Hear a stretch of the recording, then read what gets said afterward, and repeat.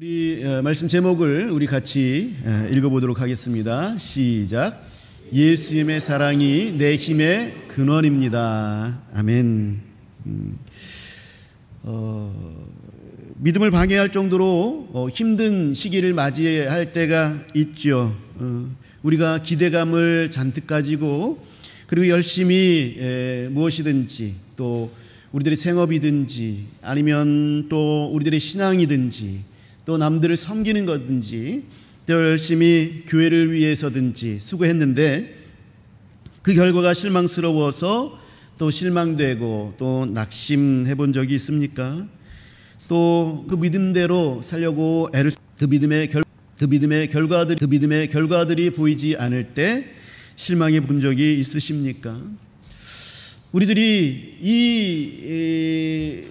뭔가를 추구하고 또 이루어내는 성과들을 만들어내는 그 힘, 이런 것들이 도대체 어디서 나오는가? 또 내 믿음을 지속해 갈 수 있는 힘, 또 이 세상에 나가서 이 세상에서 성공해낼 수 있는 그런 힘들, 이런 것들이 어디서 나오는가? 우리는 찾고 찾는데 마치 삼손의 힘이 도대체 어디서 나오는지 몰라서 이리저리로 헤매는 블레셋 사람들처럼 정말로 우리가 그 힘의 근원들을 알지 못하며 그 알지 못하는 것으로 인해서 여러 가지로 애쓰고 수고하지만 실망하게 되는 경우들을 겪게 되는 것들을 보게 됩니다. 어떻게 살아야 우리들의 믿음을 방해하는 어려움들을 극복하고 또 생명력 있는 그런 삶을 살게 될 것인가? 어떻게 해야 하나님께서 주신 지혜로 말미암아 이 세상에 막혀진 담들을 헐어가면서 또 우리들의 삶 가운데에서 평탄함을 주시는 하나님의 은혜를 경험할 수 있을 것인가? 성경은 오늘 본문에서 그것에 대해서 답변해 주고 있습니다. 그것은 예수 그리스도의 사랑에 강건하심을 받을 때에 그것이 가능하다. 예수님의 사랑이 곧 내 힘의 근원이다 라고 말씀하고 있습니다.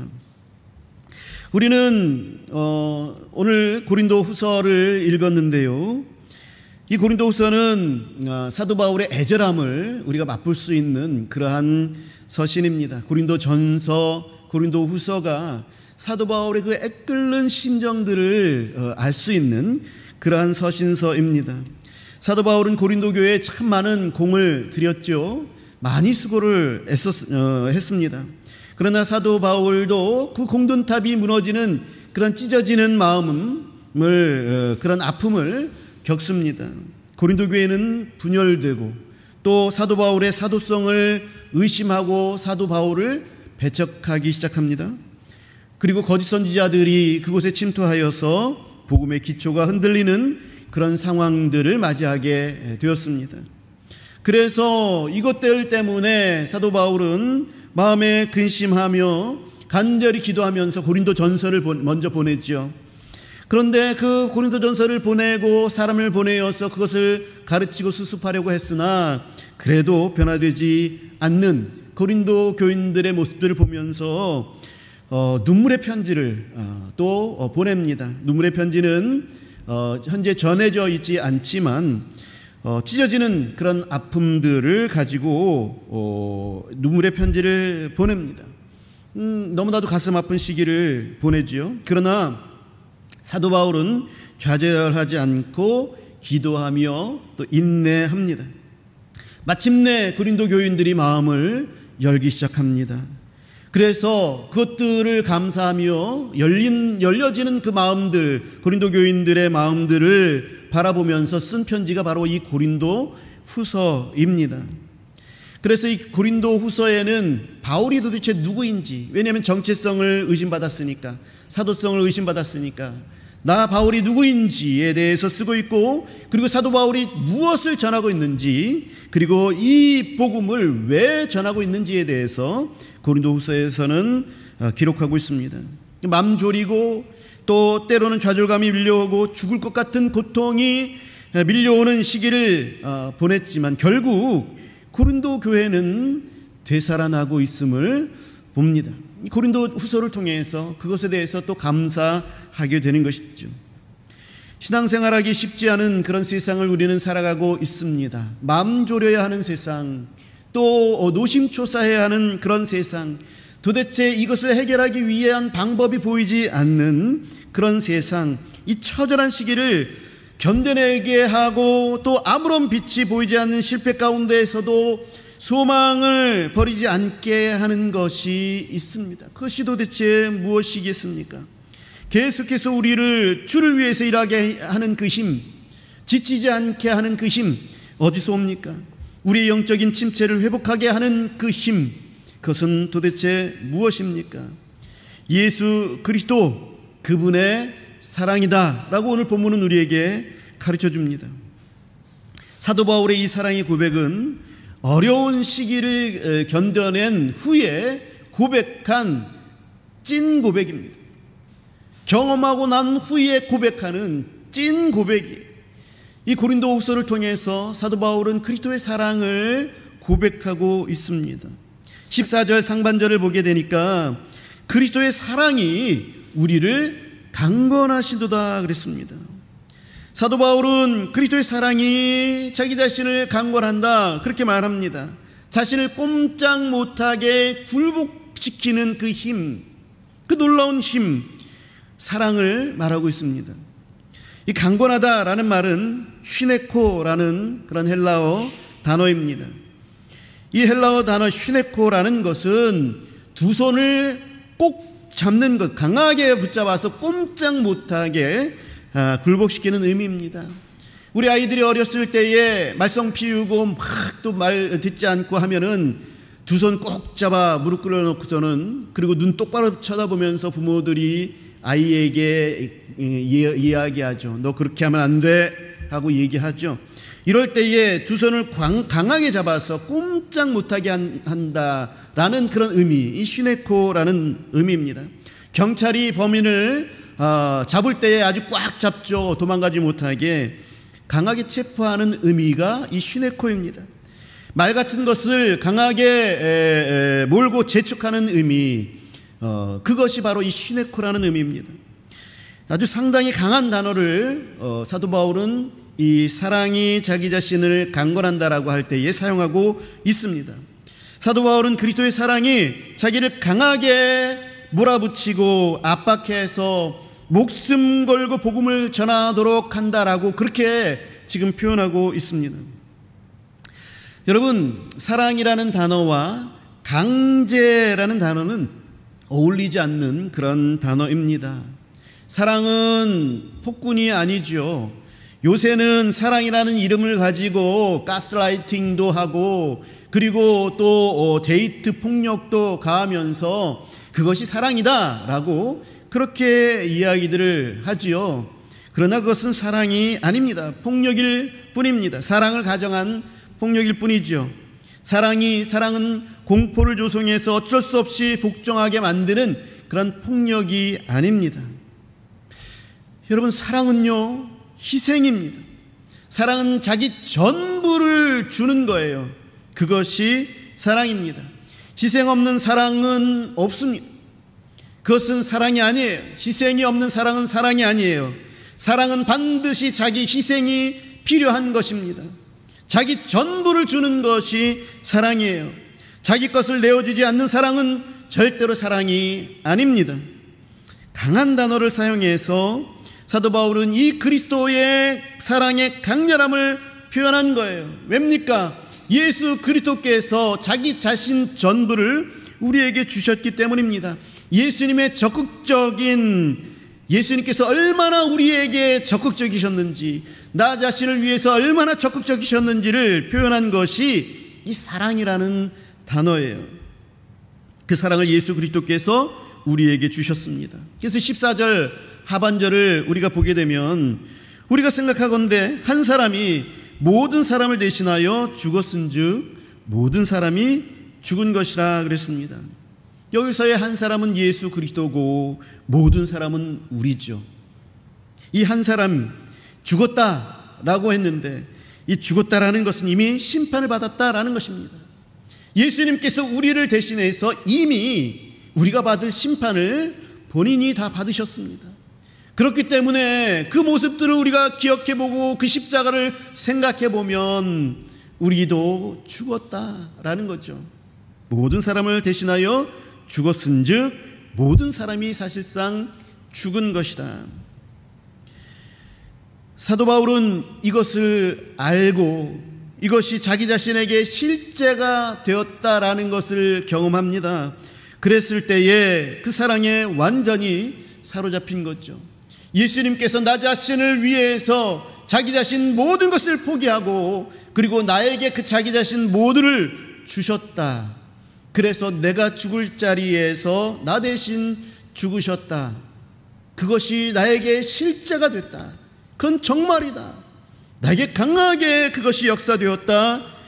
이게 자기 자신에게 실제가 된 것입니다. 그랬을 때에 사도 바울은 그 예수님의 사랑, 그것이 사랑인 줄 알고 그 사랑에 완전히 사로잡힌 것이죠. 자기가 환난과 핍박과 고통에도 불구하고 복음을 전하는 이유, 내가 온전히 나 자신을 줘야 하고 내가 죽을 수도 있고 그리고 또 엄청난 반대와 핍박들이 있음에도 불구하고 그리고 그 수없이 많은 피와 땀과 기도와 노력을 하여서 씨앗을 뿌렸는데도 불구하고 나 자신은 그들에게서 거절당하는 그런 아픔들, 이런 배신감들, 이런 것들을 받음에도 불구하고 복음을 전하는 이유, 그것은 예수 그리스도의 그 사랑이 나를 강하게 몰아붙이기 때문이다 라는 것입니다. 여러분, 동기부여하는 방법이 세 가지가 있습니다. 그것에 의해서 사람은 행동하게 됩니다. 첫 번째는 채찍이죠. 사람을 강제로 하기 싫은 것도 하게 만드는 거죠. 막 때리는 거, 가스라이팅 뭐 이런 것들을 통해서 억지로 하게 만드는 그런 것입니다. 협박하는 것을 통해서, 약점을 잡는 것을 통해서, 그래서 그 사람을 억지로 하게 하는 거죠. 이것은 자발적인 것이 아니라 수동적일 수밖에 없는 것입니다. 두 번째는 당근을 주는 겁니다. 채찍을 주기도 하고 당근을 주기도 하죠. 당근은 무엇입니까? 참 죽을 만큼 일을 시키는데 그 보상도 많이 주는 거죠. 이랬을 때 사람은 열심히 합니다. 이 고되고 인권은 없어도 돈을 많이 주면 사람들은 그 돈을 받는 것들 때문에 열심히 또 일해서 성과를 내려고 하죠. 그러나 이것도 자발적인 것은 아닙니다. 돈 때문에 하는 거죠. 만약에 거기 돈이 없으면 일하지 않는 것이죠. 그 다음에 세 번째 그 동기부여는 감화입니다. 사람에게 감동을 주고 감화를 주고 하는 것이죠. 이것은 무엇입니까? 내 내부적으로 내가 감동을 받아서, 그래서 사명감과 목적의식을 갖게 하여서, 그래서 자발적이고 주도적으로 그 사람이 일할 수 있게 하는 거죠. 그래서 가장 좋은 동기부여 방법은 이 감화라는 것입니다. 이건 교육학에서도 이야기하는 그런 것들입니다. 이 그리스도의 사랑의 힘이라는 것은 외부적인 채찍이 아니에요. 너 예수님께서 그렇게 너를 위해서 죽으셨는데 넌 뭐하고 있어? 이 녀석, 그것을 알지 못하면 넌 맞아. 이렇게 해서 하는 동기를 불러일으키는 것이 아닙니다. 내가 한없이 너에게 모든 것을 다 줄 테니 너 일해. 이렇게 해서 주는 것이 아니라 이 예수 그리스도의 사랑의 힘은 우리를 감동시키는 거예요. 우리를 감화시키는 거예요. 나 같은 죄인, 나는 죽을 수밖에 없는 죄인인데 나를 위해서 자기 자신의 모든 것을 희생하고 그것을 나에게 다 주었다. 왜 주었느냐? 이유가 없어. 그 이유는 단 한 가지밖에 없는 거예요. 나를 사랑하기 때문에. 그래서 이 예수님의 사랑이 나를 감동시켜서 마치 채찍과 당근으로 몰아치는 것과는 비교도 안 되게 강하게 동기를 유발시키는 것입니다. 그것이 예수 그리스도의 사랑이 나를 강건하시는도다라는 그런 의미가 되는 거예요. 저는 저와 여러분이 이런 강력한 예수 그리스도의 사랑의 동기에 이끌림을 받기를 간절히 소망합니다. 억지로 하는 게 아니죠. 뭔가 받아내려고 하는 것도 아닙니다. 내가 죽어도 좋아. 내가 예수님을 위해서는 죽어도 좋아. 예수님의 그 큰 사랑이 너무나도 강렬해서 그것에서 감사하는 거죠. 감사하는 마음에서 내가 사역하는 것입니다. 감사하는 마음에서 예수님께서 나를 강권하시는 대로 내가 순종하는 것입니다. 그래서 사랑은 죽음보다 강하다, 성경은 말씀하고 있습니다. 사랑은 모든 두려움을 내어쫓는다라고도 말씀하고 있습니다. 사랑이 가득한 사람은 겁을 상실합니다. 내 대신 그 끔찍한 저주를 대신 받아서 죽으신 예수 그리스도의 나를 향한 사랑을 받았는데 내가 아무렇지도 않다? 그게 나에게 아무런 영향을 끼치지 못하고 있다? 그렇다면 그리스도의 사랑이 나에게는 실제가 되지 않은 거예요. 아직까지 실제가 되지 않은 것입니다. 여러분, 예수님의 사랑은 강력합니다.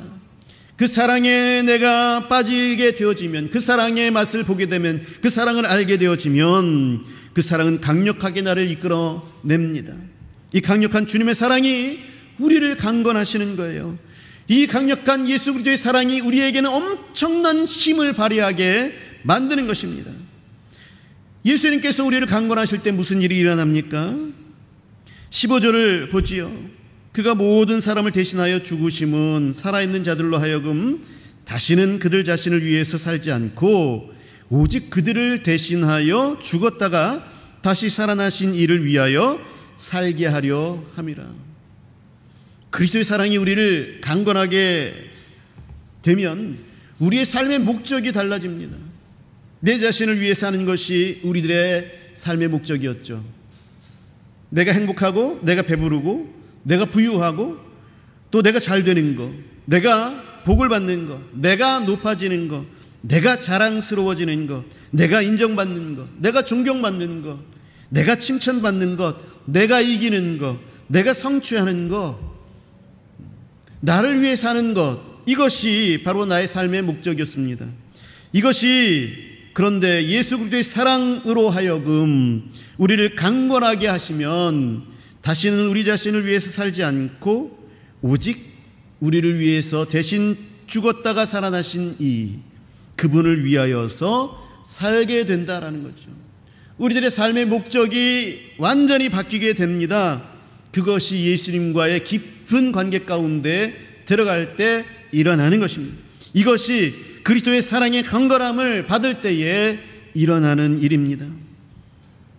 지금 나의 삶의 목적이 무엇입니까? 여러분들은 무엇을 위해서 살고 있습니까? 물론 먹고 살아야 하지요.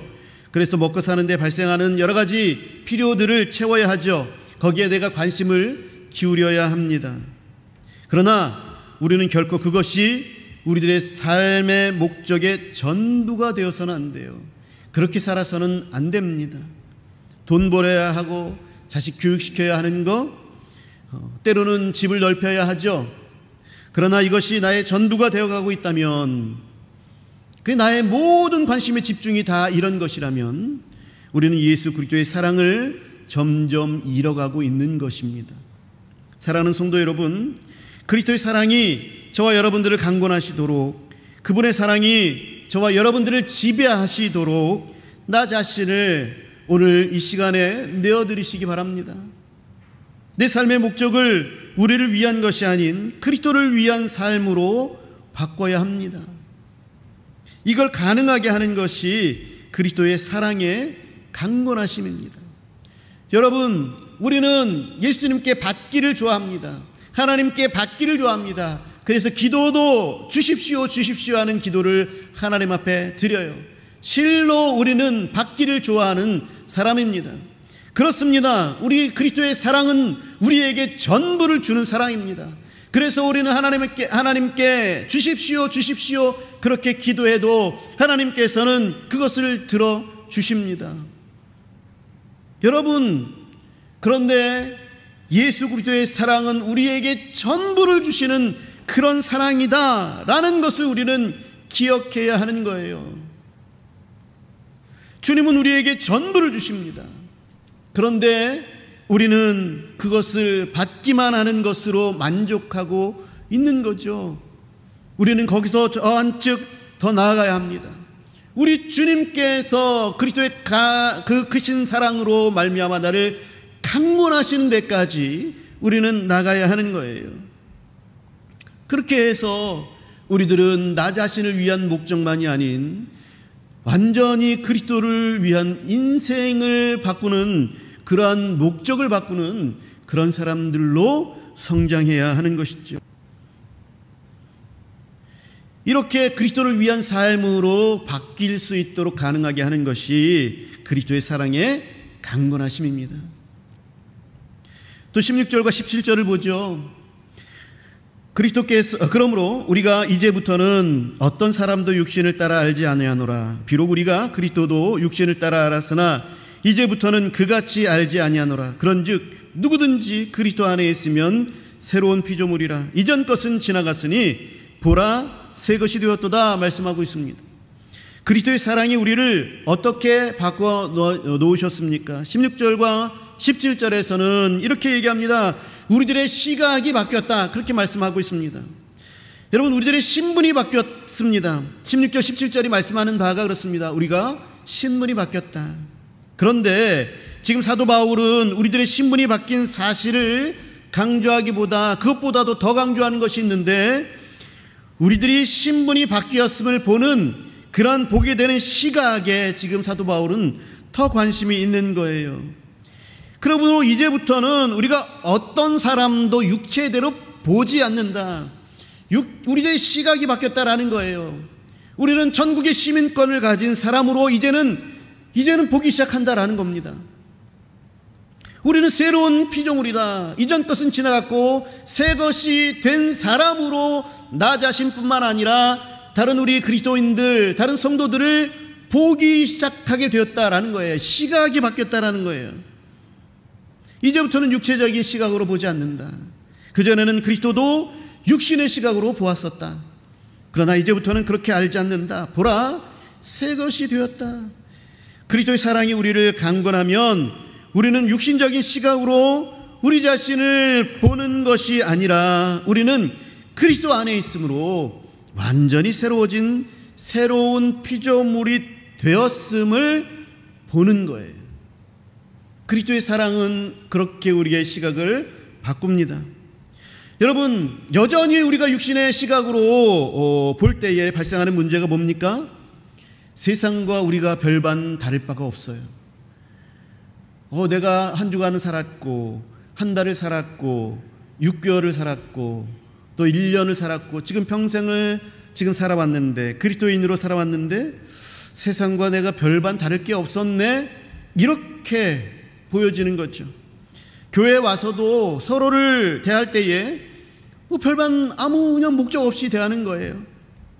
신분이 바뀌고 하나님이 맡겨주신 사명이 있는데 그에 대한 우리들의 태도의 변화가 없습니다. 시각이 여전히 육신의 시각으로 보기 때문이죠. 때로는 사람의 약점만 보이고 가망성이 없는 성품만 보여. 그래서 이런 사람들로 구성된 우리 교회가 무슨 가망성이 있을까? 이렇게 생각될 뿐이죠.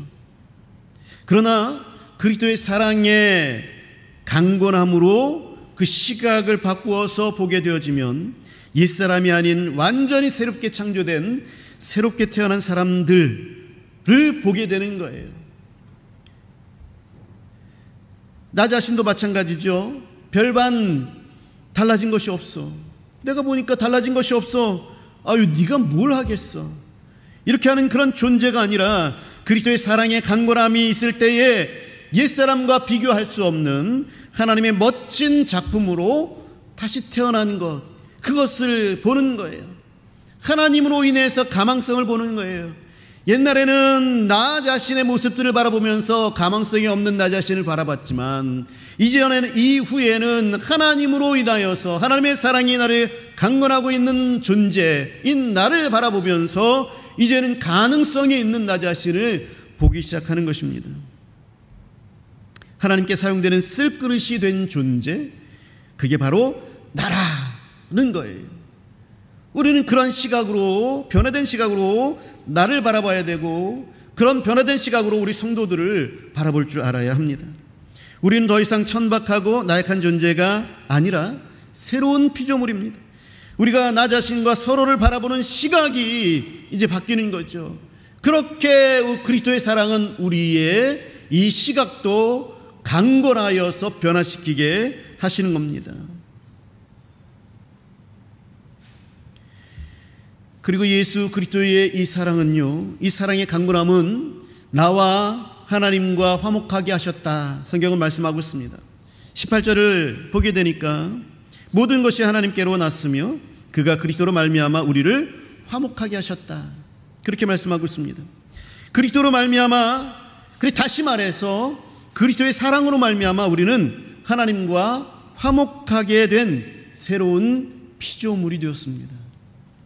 더 우리가 좀 적용해서 이야기한다면 그리스도의 사랑의 강건함으로 인해서 그 사랑의 관계가 지속적으로 유지되게 되었다라는 거예요. 우리가 예수 그리스도의 사랑의 관점으로 보게 됐을 때 그 사랑을 우리가 민감하여서 그것으로 세계를 바라보고 그것으로 나 자신을 바라보고 그것으로 내 주위를 바라보게 됐을 때에 하나님의 사랑이 끊임없이 나와 하나님을 연결하여서 이 연결된 것이 결코 끊어지지 않게 나를 꽉 붙잡고 계시는구나. 그리스도의 사랑의 그 강건함, 꽉 잡아서 흔들리지 않고 도망가지 못하게 만드는 그것, 주님과 나 사랑의 관계가 그렇게 붙잡혀 있구나, 그 사랑의 화목의 관계는 그렇게 유지되는구나 라는 것을 보게 되는 것이죠. 이것이 그리스도의 사랑의 목적이기 때문에 예수님은 기어코 우리에게 화목의 기쁨들을 주시는 거예요. 사랑하는 성도 여러분, 그렇게 우리 자신과 하나님의 관계를 바라보심으로 말미암아 이 화목의 기쁨들을 누릴 수 있게 되기를 간절히 축복을 드립니다. 그 속에서 세상이 줄 수 없는 평안이 있고 그 속에서 기쁨이 있는 거예요. 안정이 있는 거예요. 감사가 있는 거예요. 그것을 다 같이 누리실 수 있기를 바랍니다. 그래서 이 사랑은요, 결국 주의 사명으로 우리를 강건하여 이끄는 거예요. 사도 바울이 목숨을 걸고 자기 자신의 모든 것을 희생하여서 지금 자기가 피땀 흘려서 세운 고린도 교회 성도들이 자기를 대적하고 있음에도, 배신하고 있음에도 불구하고 그것을 잊지 않고 잃어버리지 않고 계속해서 복음을 전하며 사랑을 전하는 그런 힘이 되는 것은 이 사명을 예수 그리스도의 사랑으로 말미암아 강건함을 입었기 때문에 그렇습니다. 화목하게 하는 직분을 주셔서 그리스도의 사신이 되게 하시는 거죠. 우리에게 그런 그리스도의 사랑의 강건함이 역사한다면 우리는 하나님과 사랑의 관계를 통하여서 기쁨을 누릴 뿐만 아니라 그 사랑의 관계의 그 기쁨을 다른 사람들을 통해서도 화목하게 하는 그런 직분으로 사명을 가지고 나아가게 된다는 거죠. 그래서 화목하게 돕고 그 사랑을 전하는 것이 우리들의 사명임을 알게 되는 것입니다. 이것이 사명에 사로잡힌 바울을 이끌어왔던 것이죠. 결론을 맺습니다. 그리스도의 사랑이 우리 신앙의 기초입니다. 그리스도의 사랑이 복음이고 그리스도의 사랑이 우리가 살아가는 모든 힘의 근원입니다. 그 사랑이 주도권을 가지고 나를 이 자리로 이끌고, 그 사랑이 주도하여서 예수님께 관심을 두게 만들고, 그 사랑이 주도하여서 나로 소원을 두고 기도하게 하십니다.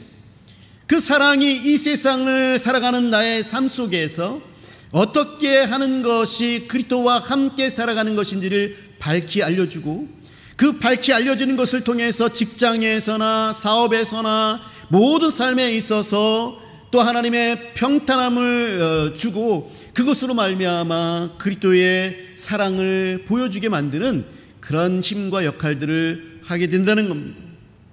하나님의 사랑의 목적에 우리가 이끌림 바 된다면 우리는 결코 망하지 않습니다. 우리는 결코 주저앉지 않습니다. 이것이 그리스도의 사랑의 강건함으로 인하여서 우리가 살아가는 그런 힘인 것이죠.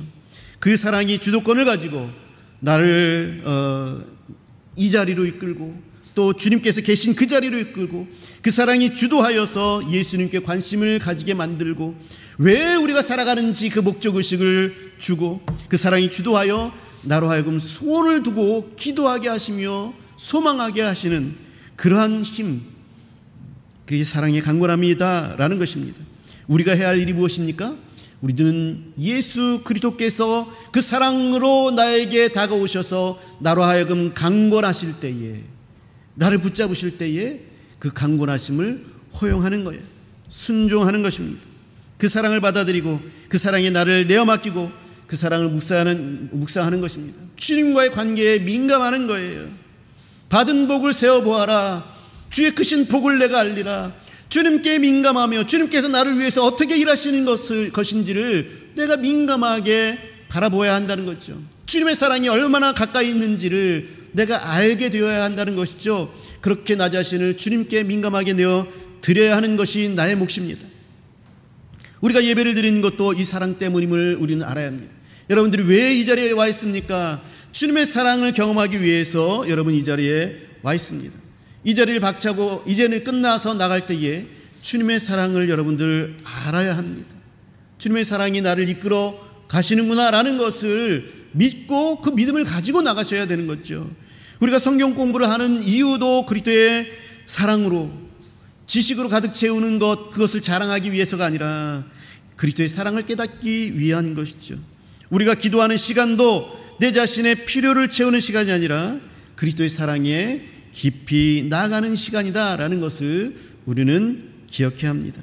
그리스도의 사랑을 찾으시고 그 사랑에 젖어내시는 저와 여러분들이 되시길 간절히 바랍니다. 그래서 우리 자신을 살펴보시고 그리스도의 사랑의 강건함이 나를 지배하실 수 있도록 나를 그분께 맡겨드리는 성도들이 되시기를 우리 주 예수 그리스도의 이름으로 간절히 부탁을 드립니다.